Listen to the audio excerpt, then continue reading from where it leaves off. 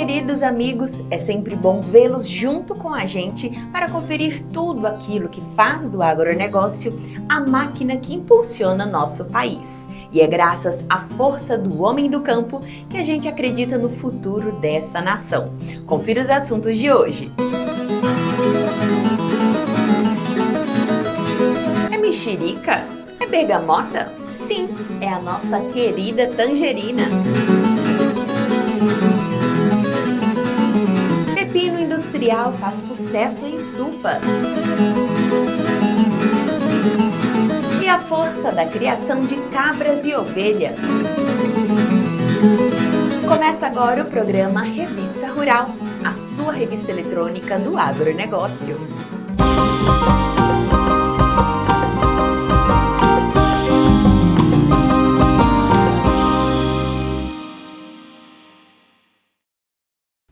Tangerina, mexerica, bergamota. Não importa como você a conhece, a prima da laranja tem uma infinidade de tipos e também espaço garantido no mercado.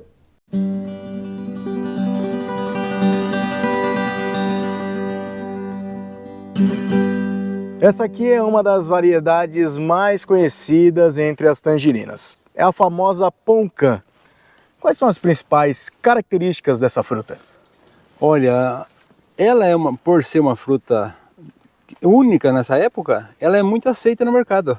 Bom de sabor, bom de comércio e tudo de bom para ela mesmo. Quais são os principais manejos que você tem aqui durante o período entre o plantio e a colheita?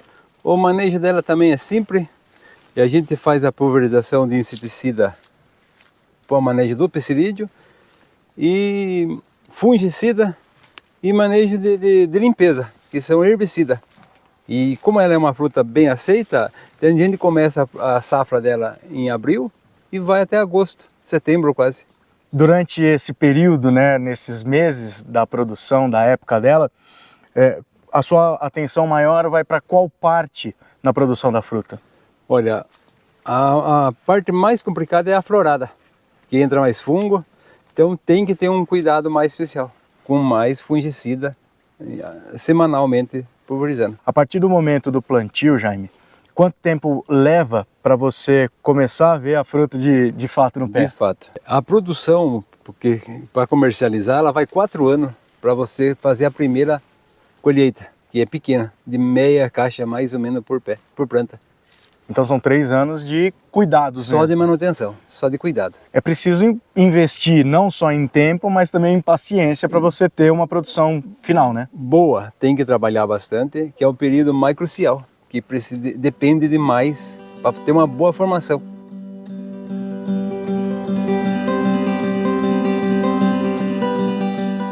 Quais são as principais doenças quando a gente fala da questão de saúde da fruta que vocês, produtores, têm mais preocupação? Aqui a preocupação começa a partir da florada, porque se chove muito, dá uma doença chamada uma traquinose mesmo, que mancha a fruta, alternária. Então você tem que entrar com bastante fungicida para impedir a alternária de pintar a planta. Além disso, o greening também, que já é um problema conhecido, não deixa de atacar a tangerina, né? Então, o greening já é aquele produto que você tem que trabalhar de começo ao fim. O inseticida não pode faltar. E um manejo correto de inseticida para tentar conter um pouco o psilídeo. No sítio, 50% das tangerinas sofrem com o ataque da doença, o que significa bastante prejuízo para o citricultor. Para não quebrar e ter a fruta para poder vender ela, eu tenho que trabalhar ela cuidando das plantas que está saudável e novamente investindo em novas plantações. Porque a durabilidade dela antigamente durava 12 anos, hoje vai durar 8. Por causa do greening? Por causa do greening. 4 anos fazem muita diferença, é o tempo de uma nova plantação, né? De uma nova plantação. E é o que deixaria de ganhar dinheiro. Por causa de reduz o tempo de produção, né? Com isso o investimento ele triplica. A quantidade de pulverização é semanal para ver se contém um pouco o greening. Mostra pra gente, então, até para identificar como que o produtor sabe aquela planta que está doente, que está com greening? É muito fácil. O pé mostra sintoma de amarelar as folhas e automaticamente a fruta vira um sistema de uma perinha. Ela fica comprida, sem comércio. Se não bastasse o greening, outro fator acabou também atrapalhando a produção. Chuvas de granizo caíram aqui na região, atingiram as frutas e deixaram essas manchas, o que acabou fazendo com que elas perdessem parte do valor comercial. Esse ano ainda deu um granizo forte aqui, que alterou totalmente a beleza da fruta. Manchou muito, pintou muito, e fora o que caiu no chão.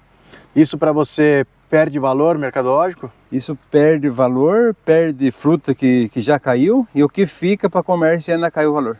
Uma chuva como essa que veio esse ano, ela caiu no chão 30%. Com toda essa questão de saúde da tangerina e o greening atrapalhando os produtores, como que vocês trabalham para que produtores evitem de sair desse tipo de atividade? A Casa da Agricultura de Sarapuí fornece, o trabalho para o agricultor familiar, principalmente, todos que têm pomar de tangerina ou laranja, de citros em geral aqui dentro de Sarapuí, a questão da declaração, que tem que ser feito semestralmente, a declaração do greening, dos pés que estão doentes, os pés que foram erradicados, quantas plantas foram replantadas, a questão de auxílio quando o proprietário tem alguma dificuldade na identificação da doença. A gente sempre recomenda, realmente, logo que identificou, fazer a erradicação do pé doente, justamente para que ele não seja fonte de inóculo para os pés sadios, Então, toda essa parte de orientação e a parte de declaração no sistema GEDAV referente às doenças dos citros, dentre elas o greening, a Casa da Agricultura faz de forma gratuita para o produtor rural.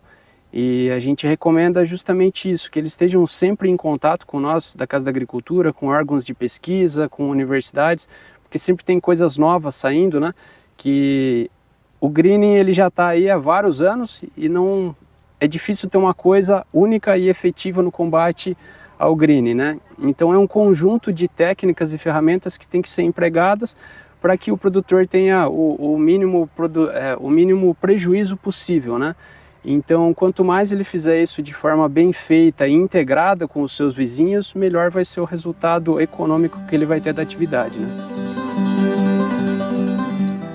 Entre as variedades da fruta presentes na propriedade, a Poncã é trabalhada como carro-chefe e tem 10 mil pés plantados.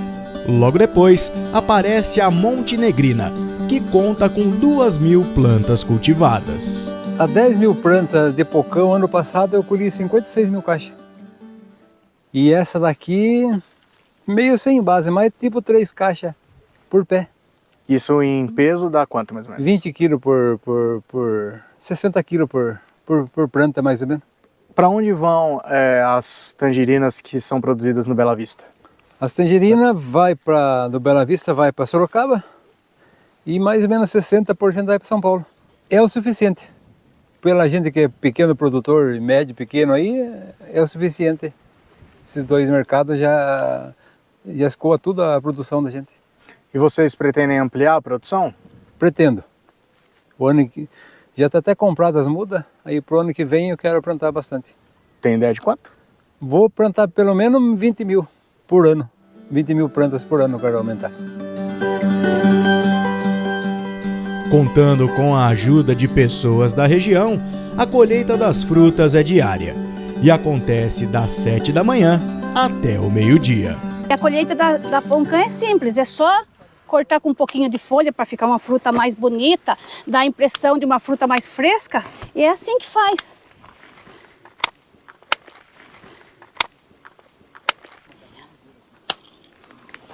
Olha, eu não sou produtor rural, mas eu vou ajudar a Dulce um pouquinho aqui a colher a tangerina. Se eu estiver fazendo errado, você me fala, hein, Dulce? Ah, tá. Não, é só tirar umas folhinhas para dar uma impressão de uma fruta mais. Isso mesmo. Assim mesmo.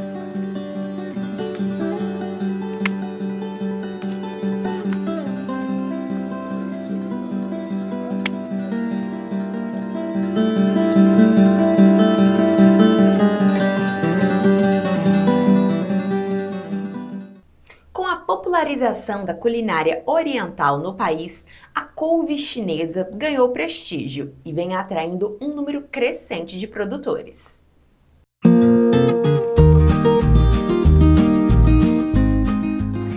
Quem gosta de yakisoba conhece essa hortaliça, mas quem vai cultivar precisa conhecer também as variedades, pois na hora da comercialização, umas atingem um porte menor e outras um porte bem maior.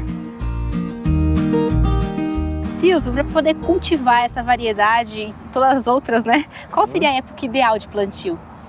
Hoje, com os híbridos que temos hoje disponíveis no mercado, a gente pode plantar o ano inteiro. Então, tanto inverno como verão, época de chuva, de calor. Então, é possível cultivar devido à tecnologia dos novos híbridos que têm surgido no mercado, né? E para poder iniciar o cultivo, quais são os principais passos que tem que ser avaliado para poder preparar a terra e tudo mais? O preparo do solo, a gente recomenda que faça rotação de cultura, que não tenha plantado nenhuma outra brassica tão próximo para evitar doenças, né? Que plantas da mesma família podem trazer doenças para essa cultura. Em relação também a conhecer o mercado que você vai atender, porque a gente tem dois tipos de couve chinesa. São aquelas maiores, né, que são destinadas a encher caixa, que tem que ter produtividade maior, que vai ser processada. E temos aquelas outras que a gente chama de tamanho personal, que é um tamanho menor, que hoje é vendido nos supermercados e exige que seja um pouquinho menor, mais compacta, para que venha atender as famílias que hoje estão um pouco menores que antigamente. Com relação ao controle de ervas daninhas, quais são os cuidados necessários? Aqui nesse campo a gente adota o sistema de mulching, porque a gente acredita que ele é um sistema mais ecológico, você reduz a utilização de produtos químicos e esse plástico controla naturalmente as plantas daninhas. E essa variedade e as outras de couve chinesa geralmente são sempre em campo aberto ou pode ser também cultivo protegido, hidroponia? Essa variedade em específica ela é muito grande para ser cultivado em hidroponia, mas em estufa, direto no solo, ela pode ser feita, ele é bem adaptável. E temos também as variedades um pouco menores, que essas sim podem ser cultivadas no tubo de hidroponia sem nenhum problema. Investir em nutrição e realizar o manejo fitossanitário favorece o desenvolvimento da hortaliça, que em média chega a atingir 3 quilos. Fazer primeiro a análise de solo, a correção, e depois fazer uma adubação balanceada em nitrogênio, fósforo e potássio, sem se esquecer do boro e do molibdênio, que são essenciais para toda a cultura de brássica. Com relação a pragas e doenças, quais são os principais agentes aí que interferem na cultura e quais são os cuidados necessários? Acho que a principal praga para toda a cultura de brássica é a traça. Então a traça é bem chata, ela se multiplica muito fácil nas condições tropicais do Brasil, né? Então tem sempre que fazer um manejo preventivo, evitando que ele se alastre, e assim você reduz bastante o uso de produtos químicos. Tem fatores que a gente pode agir errado no manejo que vai incentivar esse agente patógeno? Normalmente quando você faz uma adubação desequilibrada, coloca muito nitrogênio e a planta vem a se desequilibrar e vegetar demais, ela se torna mais atrativa e mais fraca para a entrada tanto de praga como de doenças também. Então a gente recomenda que se faça a correção e uma nutrição adequada para a planta se tornar menos vulnerável. Dá para ter uma noção do valor de implantação da cultura para quem vai começar? Essa é uma pergunta difícil porque o nível tecnológico varia no Brasil todo, se é a campo aberto, se é a estufa, mas hoje não é uma cultura cara, porque ela é uma cultura que já tem uma certa adaptabilidade e com isso acaba diminuindo também os custos para o produtor. Das variedades que vocês têm aqui, são duas, né? Quais são os benefícios que elas apresentam para o produtor? Então temos a Quinjitos, que ela é uma planta maior, mais pesada, dá muito volume, alto rendimento de caixas. E ela é destinada para o produtor que vai vender para Ceasa ou vai vender por quilo, porque o rendimento dele é muito alto. E o outro material que nós trabalhamos é a Akira, é um material mais novo e ela já é um material mais personalizado, é bem compacta, é uma planta menor, mais cheia, mais pesada e que pode ser vendida em bandejada ou em filmes plásticos, que é a forma que se vende hoje em supermercados. Para ter o produto nutritivo, com sabor suave e textura crocante por mais tempo, é fundamental saber o momento ideal de colheita. Ela tem um ciclo médio de transplante no campo de em torno de 45 a 50 dias. Então vai depender das variedades. A gente tem algumas que demoram 55 dias e algumas outras menores, mais precoces, que ficam prontas com 50 dias no campo. Então é sempre colher no ponto, esquecer, não deixar ele passar muito, né? Porque aí você vai ter qualidade por muito mais tempo, ele vai ter uma vida pós-colheita melhor. E fazer também a seleção no campo para não mandar plantas com baixa qualidade para o mercado.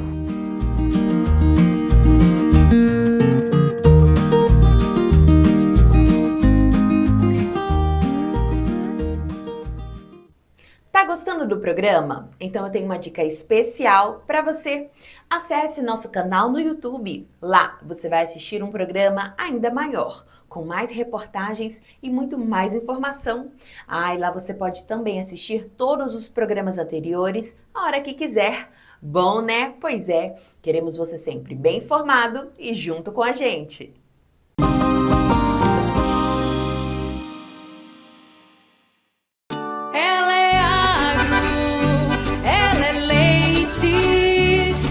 Nasceu na maior bacia leiteira.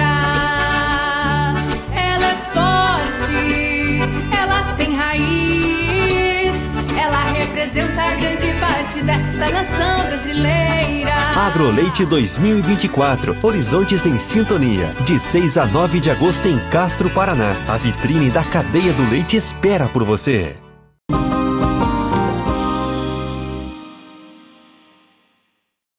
A criação de cabras e ovelhas é uma das atividades de maior potencial de expansão no país, sobretudo na região do semiárido.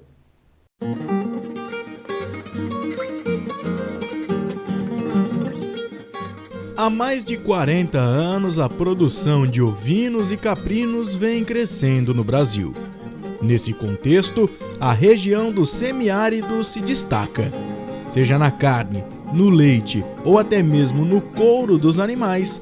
A atividade tem mostrado seu alto valor agregado, que carrega o saber fazer além da cultura nordestina. A caprinocultura e a ovinocultura são duas atividades que têm um alto potencial de promoção do desenvolvimento da região. São duas atividades muito adaptadas às condições de clima e que estão na tradição das pessoas de criarem os caprinos e os ovinos. Então a gente tem os maiores rebanhos de caprinos, estão no ambiente do semiárido, e também uma quantidade muito expressiva dos ovinos também nessa região. Ao longo do tempo, há um desenvolvimento dessa atividade. Essa é uma atividade que vem evoluindo, apesar dela ter muitos desafios ainda pela frente, mas nós vemos uma perspectiva muito boa, porque a cada dia mercados tradicionais demandam produtos e novos mercados se abrem, abrindo novas perspectivas para o caprinocultor, para o ovinocultor, que vive no ambiente do semiárido. A carne caprina e ovina é uma base, né, da culinária nordestina, é muito forte, é muito tradicional. A gente sabe que a carne caprina e ovina é uma carne considerada muito saudável, uma carne magra. Então, a gente acredita que o potencial de consumo é cada vez mais crescente. A gente vê na região Nordeste vários casos de sucesso de frigorífico com marcas, né, próprias, colocando essa carne no mercado consumidor, e a demanda é cada vez mais crescente. Mesmo com os derivados vindo numa crescente de consumo, o leite ainda enfrenta desafios para se tornar popular. O leite de cabra, ele é um excelente alimento para todas as idades. Então, a gente precisa popularizar mais, a gente divulgar os benefícios do leite de cabra. E em relação aos seus derivados, os derivados do leite de cabra, como queijo e iogurte, são um alimento de altíssima qualidade.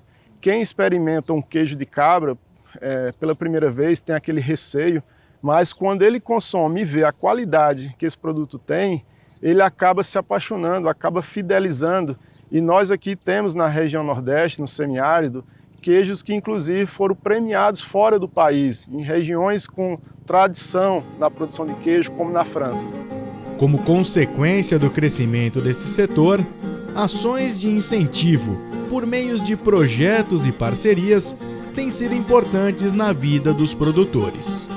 A rota de aprendizagem é uma delas. A rota de aprendizagem ela surgiu da experiência de diversas instituições na área da caprinovinocultura. Então, o FIDA, através de seus investimentos no Nordeste, tanto a nível estadual quanto programas capitaneados a nível federal, investiu muito na caprinovinocultura, em práticas sustentáveis e que permitam que essa cadeia se desenvolva no semiárido. Então, essas diferentes instituições juntaram forças justamente para poder organizar essa ida a campo, onde a gente identificou boas práticas, casos de sucesso envolvendo a caprinovinocultura, que se beneficiaram também dos investimentos dessas diferentes organizações, e a gente está aqui podendo experimentar, dialogar, conversar. Foi selecionado um grupo bem interessante de participantes de diferentes instituições. Então eles estão aqui com essa oportunidade de aprender, mas ao mesmo tempo eles também estão deixando aqui um pouco do seu conhecimento. E eu acho que esse é o diferencial da rota, onde você cria esse ambiente propício para a troca, para um intercâmbio, e a gente tem certeza que daqui vai gerar esse poder de multiplicação e que as experiências que foram visitadas e que vão deixar uma sementinha nos participantes, e a gente espera que dentro do seu contexto de atuação, das suas instituições, possam de certa forma adaptar e na medida do possível replicar o que eles estão experimentando durante as visitas.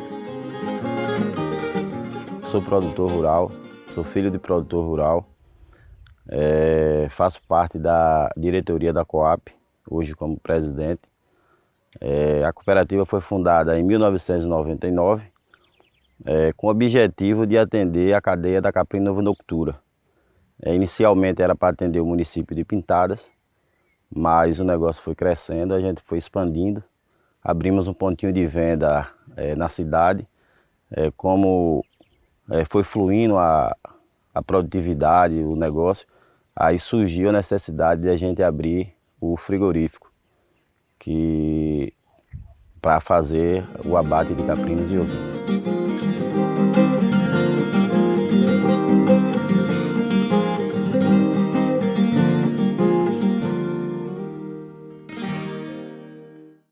Embora ainda produzido em sua maioria no campo aberto, o pepino vem migrando com sucesso para o cultivo protegido.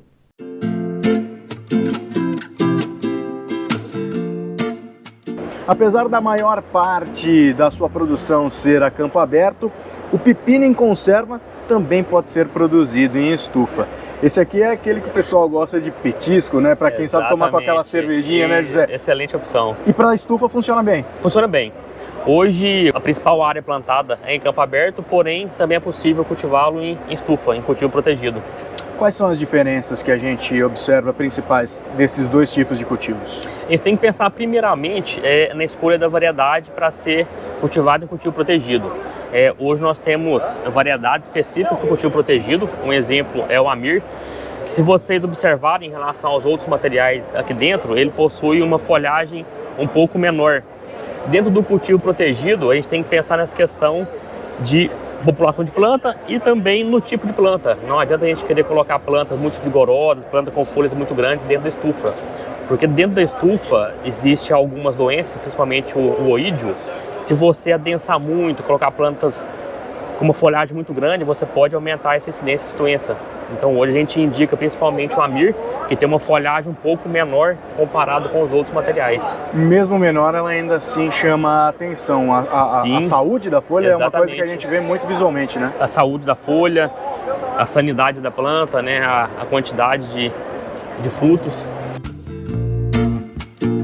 Esse fruto que está aqui na minha mão, esse é um exemplo perfeito do que o produtor pode conseguir. Exatamente. Hoje a indústria procura um fruto de mais ou menos aí no máximo aí uns 6 centímetros para fazer o padrão picles, que é aquele pote um pouco menor.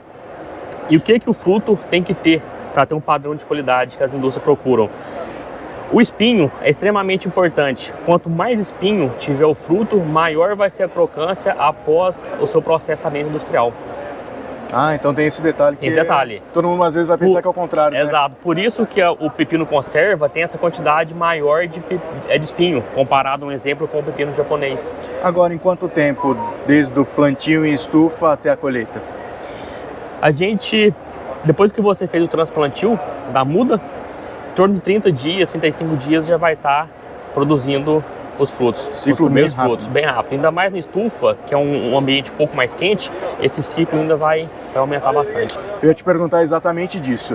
Aqui na estufa, o ambiente, o clima é totalmente controlado. Sim. Sombra, sol, frio, calor. Exato. No campo aberto, o produtor não tem tanto esse controle. O que essa diferença de clima, de temperatura, mexe com o resultado final desse pepino? Com certeza. Em estufa, você diminui bastante principalmente as intempéries climáticas, né? A campo aberto você vai ter uma influência principalmente do frio. Hoje o pepino conserva, como toda cucurbitácea, é uma planta muito exigente em calor. Então dentro da estufa você consegue controlar e minimizar esses problemas. É uma cultura cara para uma realidade de cultivo protegido? É uma cultura que vai ter uma boa rentabilidade do produtor.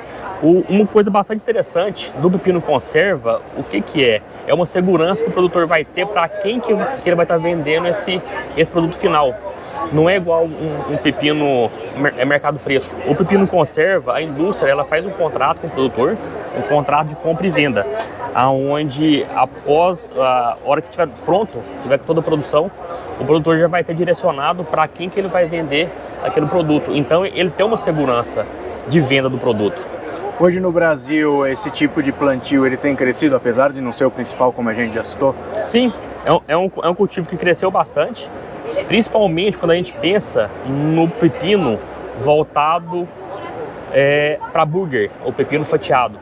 O que acontece? Esse pepino ele é utilizado tanto para a produção do picles, que vai dentro do pote, também para a produção do pepino fatiado. Um exemplo, essas empresas que trabalham com burger usam um pepino fatiado, porém não usa um pepino pequeno, eles usam um pepino maior. Aqui a gente fez a colheita, mas um pepino com um diâmetro de mais ou menos de 3,5 a 4 centímetros, que eles usam para fazer o fatiado. O pepino tem uma característica que ele cresce muito rápido. Um exemplo, esse que a gente colheu hoje. Se não tivesse colhido, esse pepino já passaria do ponto amanhã, no caso. Então esse pepino que passa do ponto, eles deixam crescer um pouco mais e a indústria compra também para fazer o fatiado, aí pro burger. E hoje, com esse aumento dessa grande demanda de hambúrguer artesanal, também aumentou bastante a compra do pepino um pouco maior para fazer o fatiado. É possível pensar com as tecnologias, com maior investimento dos produtores em estufas, que um dia se equilibre esse número de produção lá fora e aqui dentro? Sim, eu acredito que sim. Principalmente devido a essas mudanças climáticas, né? Hoje está tendo a nível global. Dentro da estufa você consegue minimizar um pouco mais esses problemas, né? Também um outro ponto extremamente importante para o cultivo protegido é a questão de controle de pragas. Hoje você trabalha com estufas, com telas antiafídicas que impede a entrada de mosca branca, de pulgão, de tripes, e com isso você minimiza bastante o seu problema. Que hoje, no geral, os insetos sugadores é um grande problema para a cultura do pepino, devido à transmissão de virose. Para o produtor, vale a pena investir no pepino em conserva na estufa? Com certeza. Para ele é muito vantajoso. Principalmente se ele conseguir fazer um contrato muito bem desenhado com a indústria.